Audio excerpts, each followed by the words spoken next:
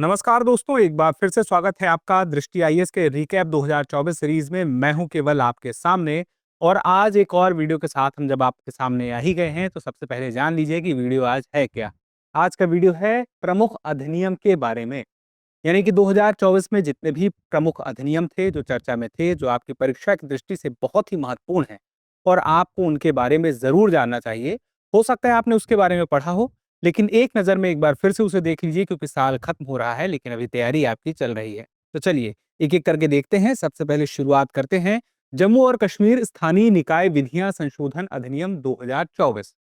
यहाँ पे देखिए, जम्मू और कश्मीर में जो स्थानीय निकायों की संरचना है और उनके संचालन को लेकर के यह विधेयक पारित किया गया है और इस विधेयक के माध्यम से ये 3 कानून ऐसे हैं जिनमें कुछ बदलाव किया गया है। तो अब बात आती है बदलावों की, तो हम बदलाव देख लें। तो कुछ विशेषताओं के साथ हमें ये बदलाव समझ में आएंगे, जैसे कि अन्य पिछड़ा वर्ग के लिए आरक्षण मिला है। देखिए, तीनों अधिनियमों के तहत कुछ ऐसी संस्थाएं थी जहां पे जम्मू कश्मीर में कुछ संस्थाओं में सीटें अनुसूचित जातियों और अनुसूचित जनजातियों के लिए आरक्षित हैं। ये है कहाँ-कहाँ पे, वो संस्थाएं कौन सी हैं? तो ये है पंचायतें, नगर पालिकाएं, नगर निगम, ब्लॉक विकास परिषद और जिला विकास परिषद। अब इन्हीं जगहों पर जब आरक्षण की बात आती है तो एससी और एसटी वर्ग के साथ में ओबीसी के लिए भी आरक्षण कवर कर दिया गया है। तो यहाँ पे ये बात सुनिश्चित की गई है कि ओबीसी को आरक्षण मिले और साथ में महिलाओं का आरक्षण 1/3 सीटों के लिए आरक्षित है इन्हीं सभी जगहों पर। तो यहाँ पे मुख्य बातें आपको समझ में आ गई। जो इस कानून का उद्देश्य था वो किससे संबंधित था? तो अन्य पिछड़ा वर्ग के ओबीसी के आरक्षण के लिए, चुनाव प्रक्रिया को और बेहतर करने के लिए जम्मू कश्मीर में, और उसके साथ ही महिलाओं के लिए, जैसे कि आपने देखा, 1/3 आरक्षण, जो कि महत्वपूर्ण प्रावधान था। अब उसके बाद हम देखें तो यह जम्मू कश्मीर के स्थानीय निकायों की संरचना को बेहतर बनाएगा। स्थानीय निकायों की संरचना बेहतर होगी तो स्थानीय स्तर पर जो भी मुद्दे हैं सुशासन से संबंधित वो बेहतर हो सकेंगे। चलिए अब आगे देखते हैं। उसके पहले एक जरूरी जानकारी कि दृष्टि आईएएस के जितने भी सेंटर हैं ऑफलाइन, जैसे कि दिल्ली में करोल बाग, नोएडा सेक्टर 15, इसके अलावा प्रयागराज, लखनऊ, इसके अलावा इंदौर, इसके अलावा जयपुर, इन सभी जगहों पर आईएएस जीएस फाउंडेशन का यूपीएससी का बैच के लिए एडमिशन शुरू है। आप चाहें तो यहाँ पर जाके एडमिशन ले सकते हैं और अपनी तैयारी तुरंत शुरू कर सकते हैं। जो भी जानकारी चाहिए उसके लिए आप यहाँ सेंटर पे या तो चले जाएं या तो फिर आप एक काम करें, आपके सामने एक नंबर है 8750187501, आप इस नंबर पर कॉल कर लें और इस नंबर पर कॉल करके आप जो जानकारी चाहते हैं कोर्स से रिलेटेड वो ले सकते हैं। इसके अलावा दृष्टि लर्निंग ऐप भी है। आप दृष्टि लर्निंग ऐप को इंस्टॉल कर सकते हैं अपने मोबाइल में। जितने भी ऑनलाइन कोर्सेस हैं उन कोर्सेस के बारे में जानकारी यहाँ मिल जाएगी, और ऑफलाइन कोर्सेज की जानकारी के बारे में आपको जानना है तो नंबर आपको मैंने बता ही दिया है। और क्लासेस कहाँ-कहाँ होंगी ये आपने देख ही ली है, दृष्टि के सभी सेंटर पे उपलब्ध हैं। अब उसके बाद आगे आ जाते हैं सार्वजनिक परीक्षा अनुचित साधनों की रोकथाम अधिनियम 2024। यहाँ पे सार्वजनिक परीक्षा अनुचित साधनों की रोकथाम अधिनियम है। जैसा इसका नाम है वैसा इसका काम है। यहाँ पे अनुचित तरीके हैं या जो साधन है वहां पे रोकथाम की बात कही गई है। सार्वजनिक परीक्षा की बात कही गई है कि जो भी परीक्षाएं हैं, जैसे मान लीजिए एसएससी की है, बैंक की है, आरआरबी की है, ऐसी परीक्षाओं में नकल ना हो सके, उसे नियंत्रित किया जा सके, और अगर कोई करता है या कोई कराता है तो उन सब के लिए प्रावधान है दंड का, यह भी सुनिश्चित किया गया है। तो यहाँ पे बात समझ में आ गई आपको। इसका उद्देश्य क्या था जब यह विधेयक के रूप में आया था, फिर यह अधिनियम जो बना, तो यह परीक्षा में नकल और अन्य अनैतिक तरीकों को रोकने के लिए बनाए गए हैं। यह मुख्य बात है। फिर जो विस्तार किया गया है वो किसमें, कि उपाय जो पहले थे उसमें और कर दिया गया है। फिर यहाँ पे सार्वजनिक परीक्षा की प्रक्रिया को और अधिक स्पष्ट, कुशल और अवैध तरीकों से मुक्त बनाने का प्रयास है। ये तो बेसिक बात है, लेकिन अभी इसके अंतर्गत क्या किया गया है वो हमें कुछ पॉइंट्स में याद रखना है। पारदर्शिता और निष्पक्षता सुनिश्चित करने का प्रयास है। नकल और धोखाधड़ी रोकने के कड़े उपाय हैं। कड़े उपाय में दंड भी देने की व्यवस्था है, और सेवा प्रदाताओं पर नियंत्रण, यानी कि मान लीजिए जो आयोजन करा रहे हैं परीक्षा का, जो आयोजन कराने में सम्मिलित हैं, उनकी तरफ से, किसी भी एक तरफ से, कई पक्ष हो सकते हैं आयोजन कराने वालों में, तो उनमें से किसी एक पक्ष की तरफ से भी कुछ गड़बड़ी होती है तो ऐसे में उन पर नियंत्रण रखा जाएगा कि पहली बात तो गड़बड़ी ना हो, और होती है तो उसके लिए भी सख्त प्रावधान इसमें दिए गए हैं। तो अवैध गतिविधियों पर प्रतिबंध लगाने का प्रयास बढ़ेगा। कड़ी सजा में जो मैंने आपसे बात कही 2-3 बार, तो उसमें है 30 से 5 वर्ष तक की सजा। तो या तो 3 वर्ष मिनिमम है या तो 5 वर्ष भी हो सकती है। उसके अलावा पुनरावलोकन और निगरानी, यानी कि जितनी भी कोशिश की जाएगी कि नकल ना हो, उस कोशिश को भी इस तरह से देखा जाएगा कि कोशिश में कोई छूट तो नहीं रह गई। इसके अलावा हम कह सकते हैं कि सेवा प्रदाताओं पर दंड, जैसे हमने पहले आपसे बात बताया था कि अगर वो भी ऐसा करते हैं जो सेवा प्रदाता हैं, तो उन्हें भी दंड दिया जा सकता है। फिर उसके बाद यह सार्वजनिक परीक्षाओं में अधिक निष्पक्षता और पारदर्शिता सुनिश्चित करेगा। यह बात जो है प्रभाव है, जो लक्ष्य लेके चल रहे हैं, हम प्रभाव उसी को लेके मान के चलेंगे। सकारात्मक नजरिए से अगर हम देखें तो ये एक प्रमुख बात होती है। ठीक है, तो यह बात समझ में आ गई कि कहाँ पे किसके लिए कार्यवाही होगी, क्या होगा और मुख्य पर्पस क्या है, वो समझ में आ गया। अब आगे बढ़ते हैं। राष्ट्रीय राजधानी क्षेत्र दिल्ली शासन संशोधन अधिनियम 2023। यहाँ पे देखिए, हमें थोड़ा पीछे चलना पड़ेगा। यह 1991 के दिल्ली राष्ट्रीय राजधानी क्षेत्र सरकार अधिनियम में संशोधन करता है। संशोधन करके क्या करता है कि दिल्ली सरकार के जो प्रशासनिक नियंत्रण है, उसको केंद्रीकृत करता है और उपराज्यपाल को अतिरिक्त अधिकार देता है। सीधी सी बात है, अधिकार अगर किसी को अतिरिक्त दिए गए हैं, तो इसका मतलब है किसी के अधिकारों में कमी भी देखने को मिलेगी। या सामान्यतः प्राकृतिक तरीके से हम समझ सकते हैं, किसी तराजू में एक जगह हमने वजन ज्यादा डाला है, तो दूसरी जगह वजन अपने आप कम हो ही जाएगा। तो कुछ वैसी बात है। तो कहाँ पे किसको मिला है? दिल्ली में उपराज्यपाल को अतिरिक्त अधिकार मिले हैं। ठीक है, तो प्रशासनिक नियंत्रण किसके पास ज्यादा बेहतर और पहुंच जाएगा पहले की तुलना में? उपराज्यपाल के पास।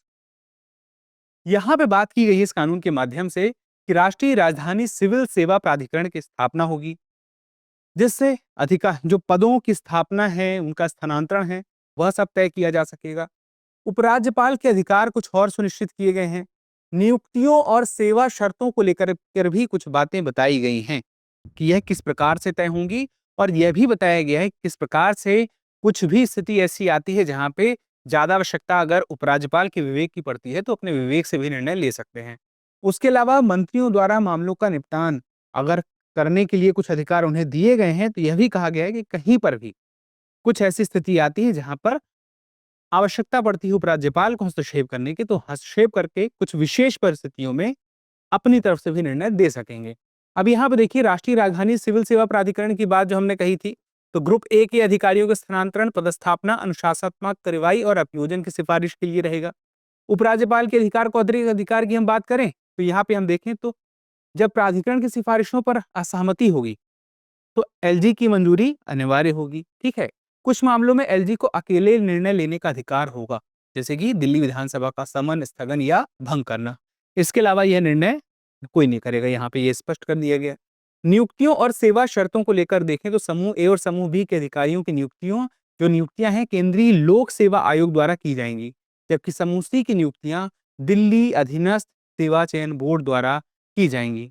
अगला देखिए, मंत्रियों द्वारा मामलों का निपटान। दिल्ली सरकार के मंत्री अब अपने विभागों में मामलों का निपटान करने के लिए स्थायी आदेश जारी कर सकते हैं, लेकिन कुछ मामलों में एलजी से अनुमोदन प्राप्त करना अनिवार्य होगा। ये मुख्य बातें थी। अब यहाँ पे आके देखें प्रभाव की, तो प्रभाव में जो बातें समझ में आती हैं कि दिल्ली सरकार के प्रशासन पर केंद्रीय सरकार का अधिक नियंत्रण स्थापित होता दिखाई देता है, क्योंकि उपराज्यपाल के पास शक्तियां बढ़ रही हैं। फिर यह केंद्रीय सरकार को दिल्ली के अधिकारियों के बारे में महत्वपूर्ण निर्णय लेने का अधिकार देता है, जिससे दिल्ली सरकार की स्वायत्तता प्रभावित हो सकती है, ऐसा विद्वानों का मानना है। इसके बाद देखिए, दिल्ली सरकार की मंत्रिपरिषद और सचिवालय को केंद्र के निर्देशों से अधिक प्रभावित किया जाएगा। देखिए, जब भी कुछ कानून आता है, जब भी कोई बात ऐसी आती है, कोई ऐसी पॉलिसी आती है जो सरकार के द्वारा लाई जाती है, तो उसमें दोनों तरह के पक्ष होते हैं। दोनों तरह के पक्षों की राय अलग-अलग जगह पर मीडिया में, सोशल मीडिया में, हर जगह देखने सुनने को मिलती है। लेकिन हमें बीच के रास्ते पर चलना पड़ेगा। चलिए, इससे लोकतांत्रिक प्रक्रिया में दिल्ली सरकार की भूमिका कमजोर हो सकती है और मंत्री और केंद्रीय जो नियंत्रण है, अधिकारी हैं, केंद्रीय नियंत्रण में होंगे। ये बात समझ में आती है कि जो केंद्र है वह ज्यादा नियंत्रण प्राप्त कर लेगी दिल्ली में। ठीक है, ये मुख्य बातें थी। आगे चल के देखें तो डिजिटल व्यक्तिगत डेटा संरक्षण अधिनियम 2023। अब यहाँ पे देखिए, मुख्य बात क्या है? डिजिटल व्यक्तिगत डेटा संरक्षण अधिनियम की अगर बात होती है, तो यहाँ पे जब इस अधिनियम की बात हो रही है, तो यहाँ पे किसकी बात हो रही है? डेटा संरक्षण की बात हो रही है। और किसका? व्यक्तिगत। वो संरक्षण किस जगह से होगा? डिजिटल प्लेटफॉर्म से।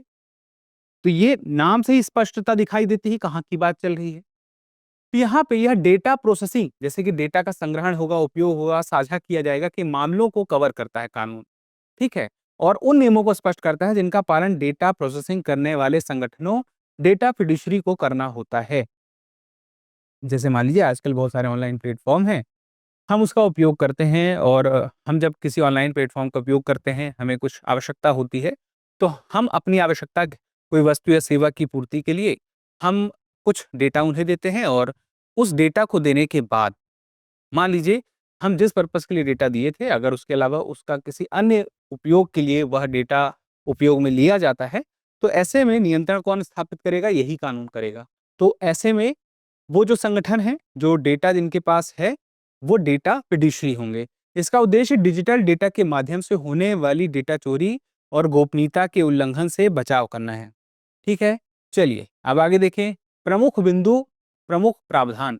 डेटा प्रिंसिपल के अधिकार देखिए। पहला है डेटा प्रिंसिपल, जो डेटा का मालिक होता है, वो अपनी जानकारी प्राप्त करने, डेटा को सुधारने और हटाने का यहाँ पर अधिकार उसको मिलेगा। डेटा प्रिंसिपल है कौन? जैसे अगर मैंने किसी को अपना डेटा दिया है अपने किसी काम के लिए, तो वो डेटा प्रिंसिपल मैं हूँ। ठीक है? किसी भी प्लेटफ़ॉर्म को अगर मैंने दिया है। यह अधिकार व्यक्ति की मृत्यु या अयोग्यता की स्थिति में किसी अन्य व्यक्ति को नामित करने की अनुमति देता है। वह व्यक्ति इस दुनिया में नहीं भी रहेगा, तो इस कानून के माध्यम से क्या होगा? किसी और को भी अधिकार मिलेगा उस व्यक्ति से जो करीबी होगा। ठीक है? तो यह अधिकार व्यक्ति की मृत्यु या अयोग्यता की स्थिति में किसी अन्य व्यक्ति को नामित करने की अनुमति दे रहा है। समझ गए? फिर डेटा फिड्यूशरी की जिम्मेदारियां। डेटा प्रोसेसिंग संस्थाओं को सुनिश्चित करना होगा कि डेटा सही और सुरक्षित है। दूसरा, डेटा उल्लंघन की स्थिति में डेटा फिड्यूशरी को प्रभावित व्यक्तियों और डेटा प्रोटेक्शन बोर्ड को सूचित करना होगा। अगली बात, सहमति। जैसे मान लीजिए कि जो डेटा उपयोग में लिया जाएगा, जिस चीज़ के लिए लिया जाएगा, जो बताया गया है कि हम डेटा का इस्तेमाल इस काम के लिए करेंगे, तो यह बात स्पष्ट हो कि केवल वैध उद्देश्य के लिए, जो उद्देश्य बताया गया है उसी के लिए होगा, और इसके लिए व्यक्ति से सहमति ली जाएगी। कुछ मामलों में सहमति की आवश्यकता नहीं होगी, जैसे सरकारी सेवाओं के लिए या चिकित्सा आपातकालीन स्थितियों के लिए। तो कुछ स्थितियां हो सकती है जहां पे ना हो, तो वो स्पष्ट रहे आपको, क्योंकि यहीं से सवाल हो सकता है बन जाए। फिर देखिए बच्चों का डेटा। बच्चों के व्यक्तिगत डेटा को प्रोसेस प्रोसेस करने में विशेष सावधानी बरती जाएगी, और ऐसा प्रोसेसिंग नहीं की जाएगी जो बच्चों की भलाई के लिए हानिकारक हो। तो बच्चों के संदर्भ में डेटा को प्रोटेक्ट करने का और विशेष प्रयास किया गया है। विभिन्न प्रकार के डेटा फिड्यूशरी की बात करें, तो कुछ ऐसे रहेंगे संस्थान जिसको सिग्निफिकेंट डेटा फिड्यूशरी के रूप में चिन्हित किया जाएगा। इसका मतलब क्या है कि इनके पास अतिरिक्त जिम्मेदारियां होंगी, जैसे डेटा प्रोटेक्शन, अधिकारी की नियुक्ति, प्रभाव आकलन। तो इनकी जिम्मेदारियां ज्यादा होंगी, और यह पहचान के आधार पर तय किया जाएगा कि किसके साथ ऐसा किया जाएगा। फिर उसके बाद क्रॉस बॉर्डर डेटा ट्रांसफर।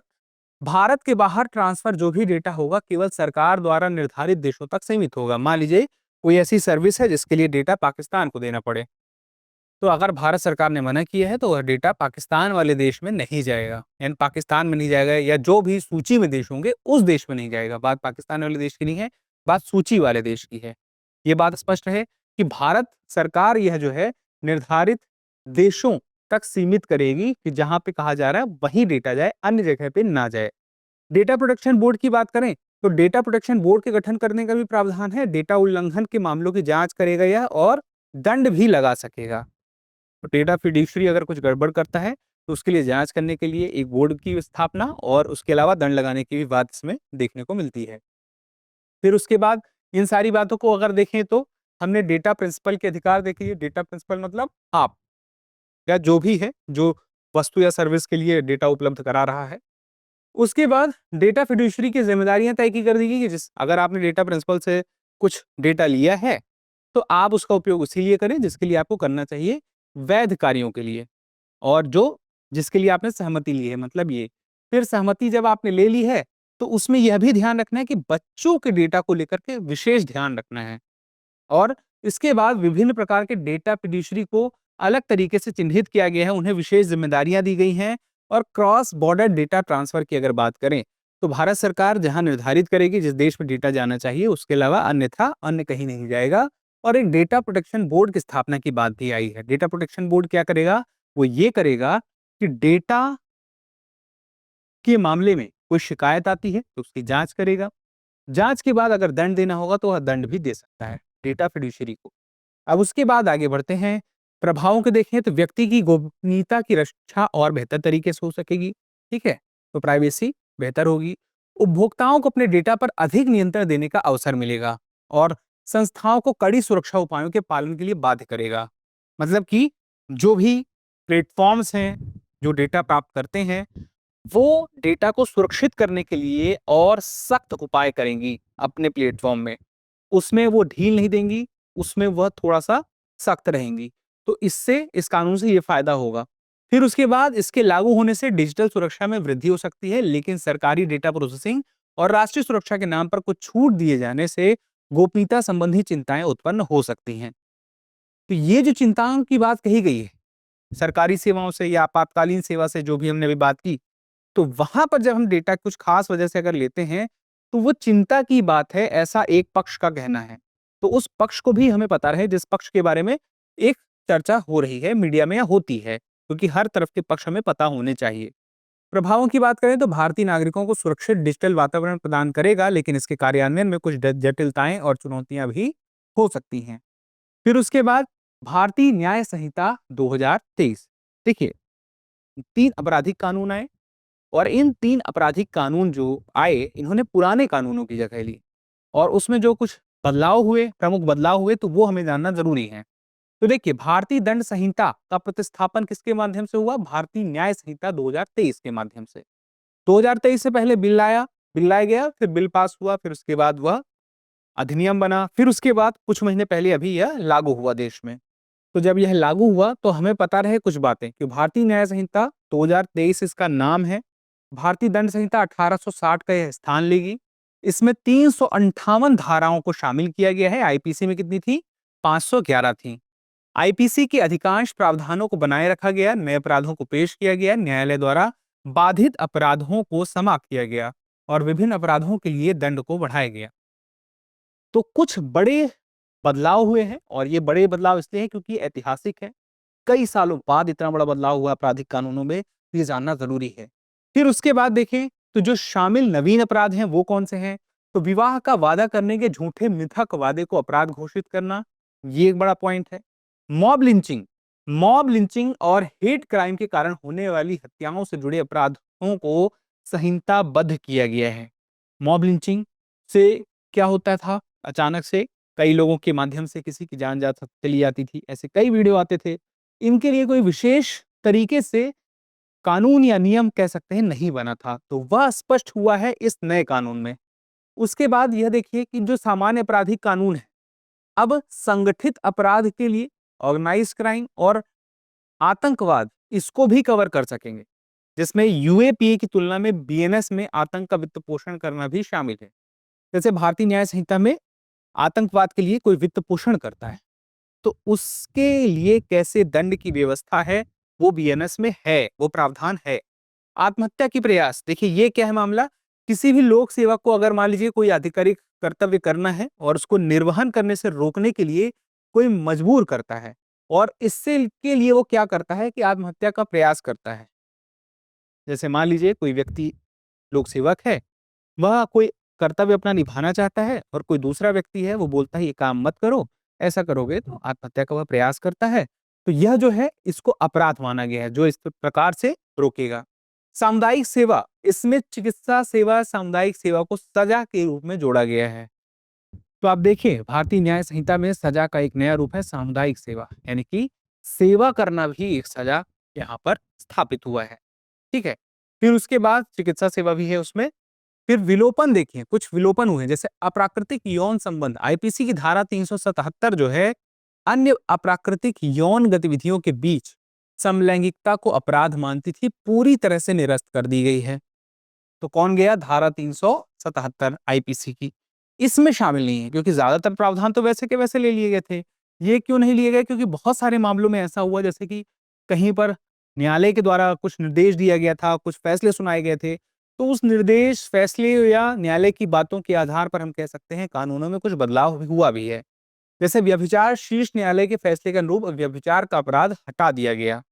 ठग आईपीसी की धारा 310 पूर्ण रूप से हटा दी गई। लैंगिक तटस्थता, जैसे बच्चों से जुड़े हुए कानून थे तो उन कानूनों को लैंगिक तटस्थता में लाने के लिए संशोधन किया गया है। यानी कि बहुत सारे कानून ऐसे हैं जहां पे यह बात स्पष्ट ही कर दी गई है कि कोई बच्चा हो या बच्ची हो, दोनों के लिए यह अपराध उतना ही गलत है जितना किसी एक लिंग के लिए है, उतना दूसरे लिंग के लिए है। तो वो लैंगिक तटस्थता कैसे लाई जाएगी? वह शब्दों में, मतलब कि हो सकता है कि उसका कानून का उपयोग दोनों तरफ किया जा रहा था, दोनों लिंग के लिए, या हम कह सकते हैं कि एक खास लिंग को ही वहां पर हम कह सकते हैं उल्लिखित किया गया था कानून में। तो अब ऐसा कर दिया गया है कि किसी एक लिंग को उल्लिखित नहीं किया गया है, ये सब के लिए है, जिसके लिए भी वह कानून की आवश्यकता पड़ती है। ठीक है, चलिए अब आगे देखते हैं अन्य संशोधन। फेक न्यूज, झूठी और भ्रामक जानकारी प्रकाशित करना अपराध घोषित कर दिया गया है। राजद्रोह की परिभाषा में बदलाव हुआ है और अब जो है देशद्रोह के साथ उसे पेश किया गया है। अनिवार्य न्यूनतम सजा की बात की जाए तो कई प्रावधानों में अनिवार्य न्यूनतम सजा जो थी वो न्यायालय के विवेक के दायरे को सीमित करती थी। हाँ, तो न्यायिक विवेक के दायरे को यह सीमित करती थी, तो यहां पर यह बदलाव किया गया है। तो अब जो है ऐसा नहीं है, न्यूनतम सजा निर्धारित कर दी गई है। तो जैसे क्या होता था कि पहले निर्धारित नहीं थी, तो न्यायालय सोच रहा है कि इसे हम मिनिमम कितनी सजा दे दें इस मामले में, लेकिन अब उन सब मामलों में जहां पे मिनिमम नहीं थी अब निर्धारित हो गई है। सार्वजनिक संपत्ति को नुकसान, श्रेणीबद्ध जुर्माना इसमें लगाया जा सकता है अगर कोई सार्वजनिक संपत्ति को नुकसान पहुंचाता है तो। लापरवाही से अगर मौत होती है तो लापरवाही से मौत की सजा को 2 वर्ष से बढ़ाकर 5 वर्ष कर दिया गया है और डॉक्टरों के लिए 2 वर्ष कर दिया गया है। ठीक है, तो लापरवाही चिकित्सा में स्वास्थ्य सेवा देते समय की बात हो रही ना। अब आगे देखें, भारतीय नागरिक सुरक्षा संहिता 2023 को देख लें।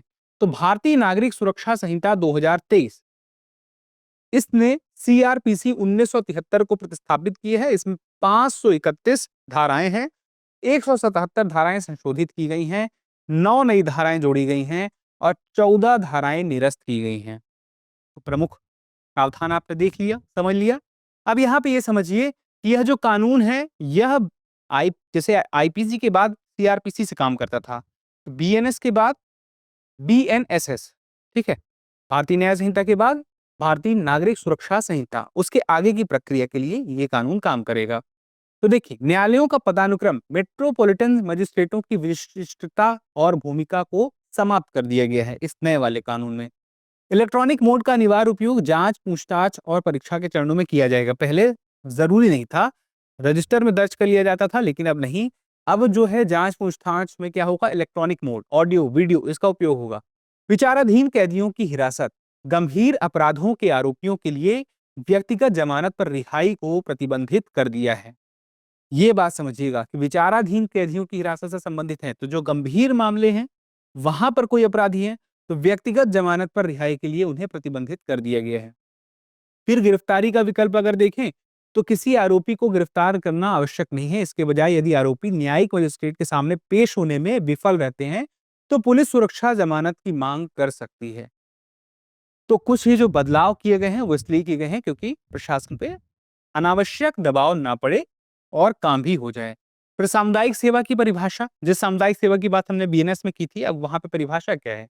वह कार्य जिसे अदालत किसी दोषी को सजा के रूप में करने का आदेश दे सकती है। तो इसमें क्या होगा, समुदाय को लाभ होगा। समुदाय सेवक मतलब किसी एक व्यक्ति को नहीं, पूरे समुदाय को आप सेवा दे रहे हैं तो समुदाय का लाभ होगा। इसके लिए वह किसी पारिश्रमिक का हकदार नहीं होगा, इसीलिए इसको सजा कहा जा रहा है। आमतौर पर आप किसी के लिए कुछ करते हैं तो आपको कुछ मिलता है, यहाँ पे आपके लिए सजा है। आपको सेवा देनी है और इसके बदले में आपको कुछ नहीं मिलेगा। फिर शब्दावली का प्रतिस्थापन, अधिकांश प्रावधानों में मानसिक बीमारी का स्थान विकृत चित्र ने ले लिया है। तो मानसिक बीमारी का इस्तेमाल अब नहीं मिलेगा, अब विकृत चित्त का मिलेगा। फिर उसके बाद दस्तावेजीकरण प्रोटोकॉल, वारंट के साथ बिना तलाशी के लिए अनिवार्य ऑडियो वीडियो दस्तावेजीकरण की आवश्यकता होती है, जिसमें रिकॉर्ड की गई सामग्री तुरंत मजिस्ट्रेट को सौंपी जाती है। तो ये कब की बात हो रही है? यह देखिए बात हो रही है वारंट के साथ बिना तलाशी लिए अनिवार्य ऑडियो वीडियो दस्तावेजीकरण होगा। मतलब वीडियो तो रहेगा, ऑडियो भी रहेगा। अब उसके बाद प्रमुख मुद्दे जो हैं, शुरुआती 40 या 60 दिनों के भीतर 15 दिनों की पुलिस हिरासत की अनुमति दी गई है। यह पुलिस हिरासत की मांग करते समय जांच अधिकारी को कारण बताने का आदेश नहीं देती है। ये इसके मुद्दे हैं जिस पर चर्चा कई जगह पर अलग-अलग पक्षों के हिसाब से अपनी-अपनी तरफ से कही गई है। तो एक और मुद्दा है यहाँ पे उच्चतम न्यायालय के फैसलों और एनएचआरसी दिशा निर्देशों के विपरीत गिरफ्तारी के दौरान हथकड़ी के उपयोग की अनुमति इसमें दी गई है। जबकि एनएचआरसी का क्या कहना था कि उसकी आवश्यकता नहीं है, ना ही इस्तेमाल किया जाना चाहिए। एनएचआरसी मतलब क्या है? National human human right commission, ठीक है? फिर एकाधिक आरोपों के मामले में अनिवार्य जमानत का दायरा सीमित किया गया है। फिर भारतीय साक्ष्य अधिनियम देख लेते हैं। यहाँ पे साक्ष्य के संग्रहण, प्रस्तुति और जांच की प्रक्रिया और अधिक पारदर्शी और प्रभावी बनाने के लिए यह कानून लाया गया है। तो बात आती है कि यह जो विधेयक आया था पहले, भारतीय साक्ष्य अधिनियम की जगह पहले बिल था, विधेयक था। तो यह जो है भारतीय साक्ष्य अधिनियम 1872 में उसको बदल के अब यह उपयोग में लाया जाएगा। तो बात आती है प्रावधानों को शामिल करने का प्रस्ताव करता है ताकि अदालतों में साक्ष्यों का उपयोग और अधिक स्पष्ट तरीके से हो सके। तो क्यों किया गया है? देखिए आज से कुछ साल पहले 19वीं शताब्दी तो छोड़ दीजिए, 20वीं शताब्दी में भी अगर देख लें तो इलेक्ट्रॉनिक उपकरण इतने नहीं थे साक्ष्यों के रूप में जिसका इस्तेमाल हो सकता था, या उतना स्पष्ट जो था उसमें जानकारी नहीं मिलती थी। लेकिन अभी इलेक्ट्रॉनिक उपकरण जो हैं उससे काफ़ी कुछ स्पष्ट जानकारी भी मिलती है। हालाँकि अब एआई के ज़माने में देखें तो ये चिंता भी कई लोगों में उठ रही है कि एआई के माध्यम से सबूतों में छेड़छाड़ की जा सकती है।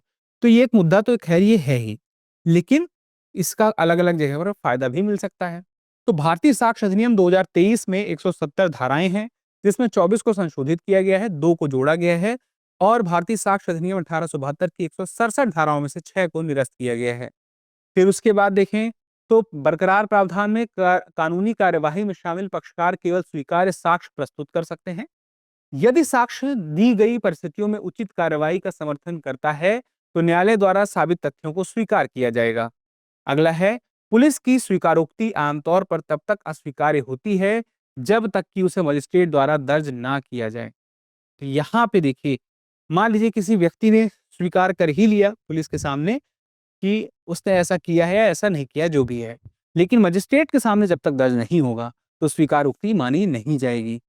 ये बात बरकरार रखी गई है। बदलाव की बात करें तो इलेक्ट्रॉनिक रिकॉर्ड को पारंपरिक कागजी दस्तावेजों के समान कानूनी दर्जा मिला है। इसके अलावा मेमोरी और संचार उपकरणों में जो संग्रहित डेटा है उसको शामिल करने वाले इलेक्ट्रॉनिक रिकॉर्ड शामिल हैं। मौखिक साक्ष्य को इलेक्ट्रॉनिक रूप से देने की अनुमति, इलेक्ट्रॉनिक रिकॉर्ड को द्वितीयक साक्ष्य के रूप में वर्गीकृत किया गया है, यानी कि प्राथमिक तो नहीं लेकिन द्वितीयक में वर्गीकृत किया गया है। संयुक्त मुकदमे का अर्थ है एक ही अपराध के लिए एक से अधिक व्यक्तियों पर मुकदमा चलाना। तो कभी कभी इससे सवाल भी आ सकता है। तो आगे देखिए, कई व्यक्तियों का मुकदमा जहां एक आरोपी ने गिरफ्तारी वारंट का जवाब नहीं दिया है उसे संयुक्त मुकदमा माना जाएगा। ये बात भी है, इससे जुड़ा भी सवाल आ सकता है। उसके बाद देखें तो प्रमुख मुद्दे इलेक्ट्रॉनिक रिकॉर्ड का है कि तलाशी, जब्ती और जांच प्रक्रिया के दौरान इलेक्ट्रॉनिक रिकॉर्ड के साथ छेड़छाड़ हो सकती है, ये चिंता का विषय है। सामान्यतः दस्तावेज के रूप में स्वीकार्य होने हेतु इलेक्ट्रॉनिक रिकॉर्ड को एक प्रमाण पत्र द्वारा प्रमाणित किया जाए, इसकी मांग भी कई लोगों के द्वारा की जा रही है। इसके अलावा अधिनियम इलेक्ट्रॉनिक साक्ष्य को दस्तावेजों जिन्हें प्रमाणीकरण की आवश्यकता नहीं हो सकती के रूप में वर्गीकृत करता है, जिससे विरोधाभास उत्पन्न होता है। फिर उसके बाद देखें दूरसंचार विधेयक 2023, यह विधेयक भी आया जब तो इस साल काफी चर्चा में रहा। इसके बारे में जान लें, बहुत सारे कानून भी आए हैं, बहुत सारे विधेयक आए हैं जो कि बड़े महत्वपूर्ण रहे हैं। कुछ ने कानून का रूप लिया, कुछ ने नहीं भी लिया। तो दूरसंचार विधेयक 2023 भारतीय दूरसंचार क्षेत्र को अधिक पारदर्शी, प्रतिस्पर्धी, उपभोक्ता केंद्रित बनाने के उद्देश्य से देखिए प्रस्तुत किया गया है। तो मुख्य बात क्या है, भारतीय दूरसंचार क्षेत्र यहाँ पे प्रमुख है कि इसको बेहतर बनाना है। अब भारतीय दूरसंचार क्षेत्र को बेहतरी के लिए जो इसमें प्रयास किए गए हैं, तो इसमें क्या प्रयास होगा कि और पारदर्शी हो, प्रक्रिया साफ-साफ दिखाई दे, प्रतिस्पर्धा भी रहे जिससे कि क्वालिटी मेंटेन हो सके। उसके अलावा उपभोक्ता केंद्रित, यानी कि वह कंज्यूमर की तरफ से सोचा जाए। कोई भी हित हो वो कंज्यूमर का हो। सबसे पहले हित किसका पूरा हो? कंज्यूमर का। तो ऐसे में यह विधेयक दूरसंचार सेवाओं से संबंधित मौजूदा कानूनों में सुधार लाने का प्रयास करता है।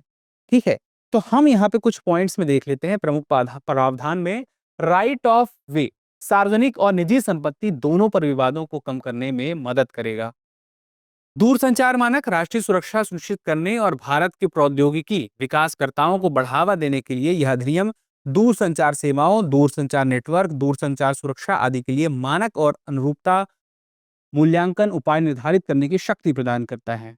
तो यहाँ पे मुख्य बात देखिए यही है कि राइट ऑफ वे का मतलब क्या है? जैसे मान लीजिए कोई सरकारी संपत्ति है या निजी संपत्ति है, और वहां पे टावर लगाना जरूरी हो जाता है तो कोई विवाद की स्थिति ना हो, इसके लिए यह व्यवस्था बनाई गई है कि उस जगह पर ही बनेगा जहां पे बनाया जाना चाहिए। यह बात स्पष्ट हो गई इस कानून के माध्यम से। दूसरी, दूरसंचार मानक, जैसे कि सेवाओं को लेकर के, नेटवर्क को लेकर के, सुरक्षा को लेकर के मानक तय होने चाहिए, उससे संबंधित प्रावधान भी यहाँ पर देखने को मिलता है। फिर उसके बाद जब हम आगे बढ़ते हैं, तो इसमें इन्हीं बातों को देखते हैं, नियामक ढांचे का आधुनिकीकरण। जो दूरसंचार के क्षेत्र से संबंधित है, उसमें जो नियामक ढांचा है, उसको आज के समय के हिसाब से, बदलते समय के हिसाब से आधुनिक किया जाए। विविधता और प्रतिस्पर्धा को प्रोत्साहित करने के लिए यहाँ पे कुछ प्रावधान लाए गए हैं। उपभोक्ता अधिकारों को पहले प्राथमिकता में रखना है, उसको प्रमुख में रखना है, और इसके अलावा डिजिटल अवसंरचना का सुदृढ़ीकरण, जिसके लिए राइट ऑफ वे की जो बात हमने देखी वो भी शामिल है, और इसके अलावा विनियमन और मानक की बात हमने देखी। प्रभाव में देखें तो दूरसंचार सेवाओं की गुणवत्ता में अगर सुधार होगा, तो उपभोक्ताओं को उनके खर्च के अनुसार बेहतरीन सेवाएं मिलेंगी, और दूरसंचार सेवा जहां सुदृढ़ होती है, निवेश की संभावना और बढ़ जाती है। यानी कि ट्रेड बढ़ेगा तो अर्थव्यवस्था के लिए यह बेहतर होगा। उसके बाद देखें, डिजिटल अवसंरचना के विस्तार से समग्र आर्थिक विकास में योगदान होगा। विशेष रूप से ग्रामीण और दूर दराज के क्षेत्रों में इसको विशेष फायदा मिलेगा इसके माध्यम से। फिर उसके बाद देखिए, नया नियामक जो ढांचा है दूरसंचार क्षेत्र में, बेहतर निगरानी और पारदर्शिता सुनिश्चित करेगा, जिससे उपभोक्ताओं का विश्वास और बढ़ेगा। तो सीधी सी बात है, जब केंद्र में उपभोक्ता ही है, तो उसके प्रभावों में, कानून के प्रभावों में उपभोक्ता के हित ही दिखाई देंगे। ठीक है। तो अब देखें, भारत को एक वैश्विक डिजिटल हब बनाने के लिए आने वाला जो समय है, उसमें एक महत्वपूर्ण भूमिका निभाएगा। अब देखें, संविधान अनुसूचित जनजातियां आदेश संशोधन विधेयक 2024, यह जो है आया विधेयक जो, तो इसके आने और संसद में पारित होने के पीछे की वजह क्या थी? इसके पीछे की बड़ी वजह थी कि आंध्र राज्य में जो अनुसूचित जनजातियों की सूची में कुछ नई जनजातियों को शामिल करना था। शामिल करने के लिए वजह क्या थी? वजह थी उनके हित या उनकी आवश्यकताओं की पूर्ति की जा सके।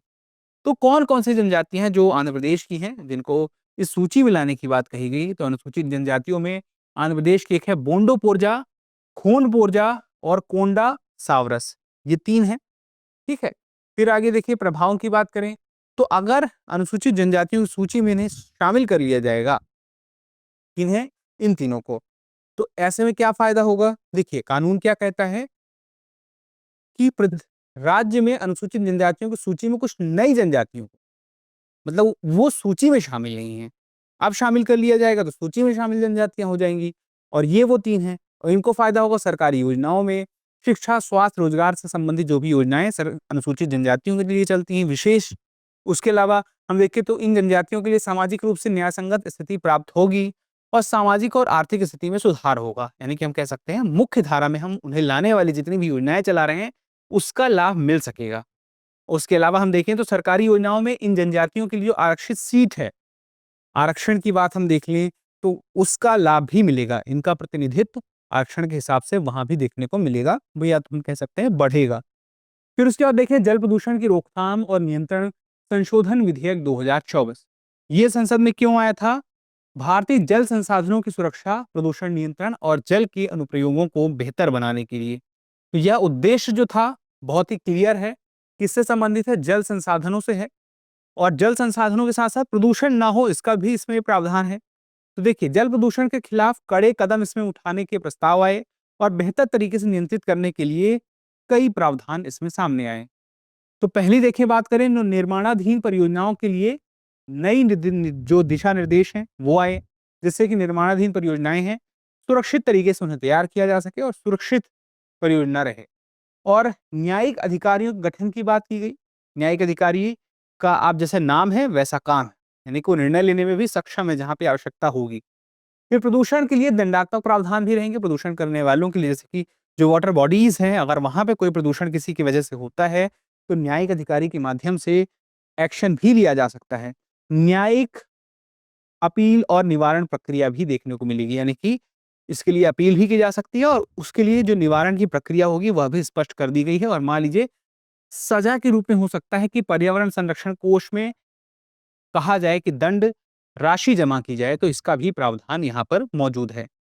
अब आगे बढ़ते हैं और देखते हैं जम्मू और कश्मीर पुनर्गठन संशोधन विधेयक 2023। तो जम्मू और कश्मीर पुनर्गठन संशोधन विधेयक 2023 जम्मू और कश्मीर के लिए विधानसभा सीटों को बढ़ाने, महिलाओं के लिए सीटों की आरक्षण की व्यवस्था करने और अन्य संवैधानिक संशोधनों के लिए प्रस्तुत किया गया।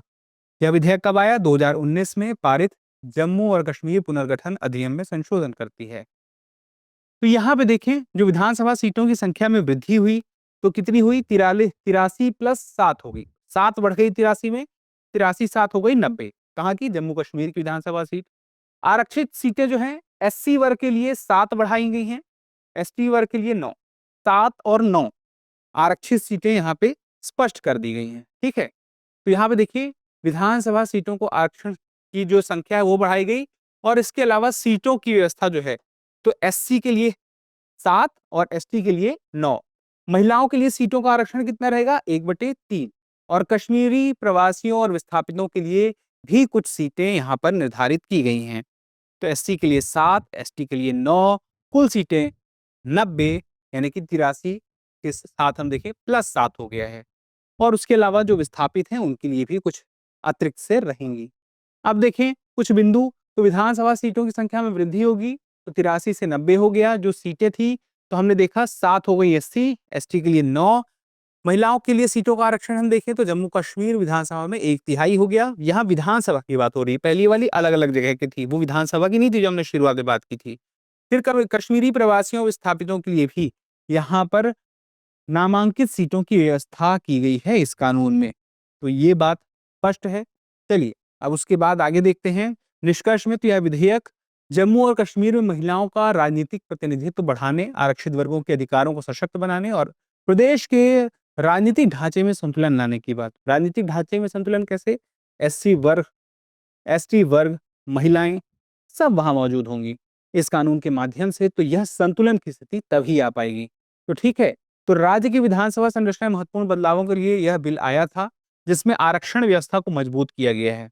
तो आरक्षण व्यवस्था संबंधित ये भी है और वो पहले वाला था जो आपने पढ़ा था, लेकिन उसमें थोड़ा सा बदलाव था। अब भारतीय वायुयान विधायक विधेयक 2024 देख लीजिए। भारतीय वायुयान विधायक विधेयक 2024 का उद्देश्य नागरिक उड्डयन क्षेत्र में सुरक्षा, संचालन और नियमों में सुधार करना है। यह विधेयक केंद्रीय सरकार और संबंधित एजेंसियों को नागरिक उड्डयन क्षेत्र में अधिक प्रभावी रूप से काम करने की शक्तियां प्रदान करता है। तो किसको देता है? केंद्रीय सरकार को भी देता है और जो संबंधित एजेंसियां हैं वह क्या कर सकेंगी? उनके पास यह हो सकेगा कि उड्डयन क्षेत्र में और क्या प्रभावी तरीके से बदलाव कर सकते हैं या कुछ नवाचार कर सकते हैं। इसके ये जो संचालन नियम है, सुरक्षा है, वहां वहां क्षेत्रों में प्रयास किया जाएगा। तो नियम और सुरक्षा के संदर्भ में देखें तो सरकार को नागरिक उड्डयन संचालन, सुरक्षा, एयर ट्रैफिक नियंत्रण नियमों को स्थापित करने का अधिकार प्राप्त होगा। जो स्थापित करने का अधिकार है तो किस लिए? बेहतर करने के लिए, कि और बेहतर किया जा सके। एयरक्राफ्ट एक्सीडेंट्स इन्वेस्टिगेशन ब्यूरो की जिम्मेदारियां बढ़ाई गई हैं। Aircraft accident investigation bureau, AIAIB। अब यहाँ पे देखिए विमान दुर्घटना जांच की बात करें तो विमान दुर्घटनाओं की जांच करेगा और रिपोर्ट तैयार करेगा।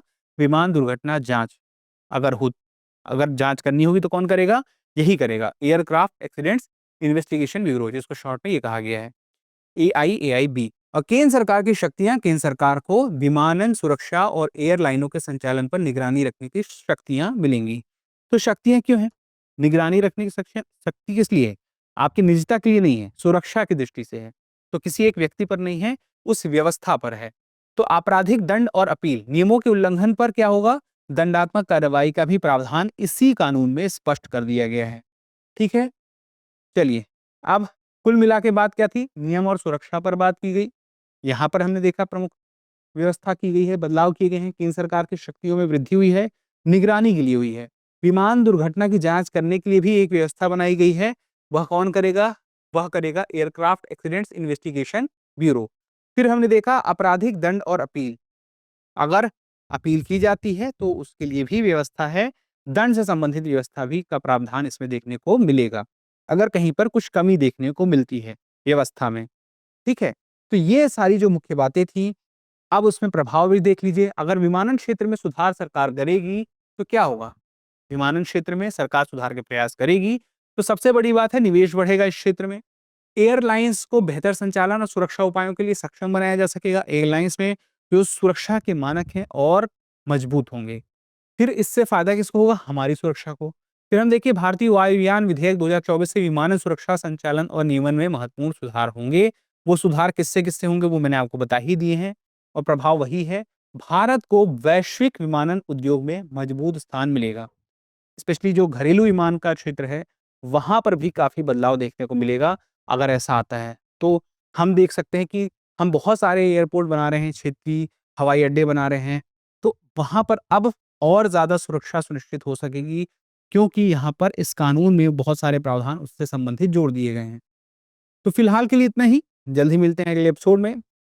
हमेशा की तरह यह एपिसोड हर दिन आ रहा है। 21 तारीख से शुरू हुआ है, 29 तारीख तक चलता रहेगा। रात को 9 बजे हमारी मुलाकात लगातार होती रहेगी। तब तक के लिए स्वस्थ रहें, मस्त रहें, पढ़ते रहें और चैनल अगर सब्सक्राइब नहीं किया है तो चैनल सब्सक्राइब कर लें। और कमेंट सेक्शन में एक सवाल है, अगर उस सवाल का जवाब आप देंगे तो हमें और बेहतर करने की प्रेरणा मिलेगी। धन्यवाद। डियर व्यूअर्स, अपने एग्जाम की तैयारी को और बेहतर करने के लिए हमारे चैनल को लाइक, शेयर और सब्सक्राइब करना न भूलें।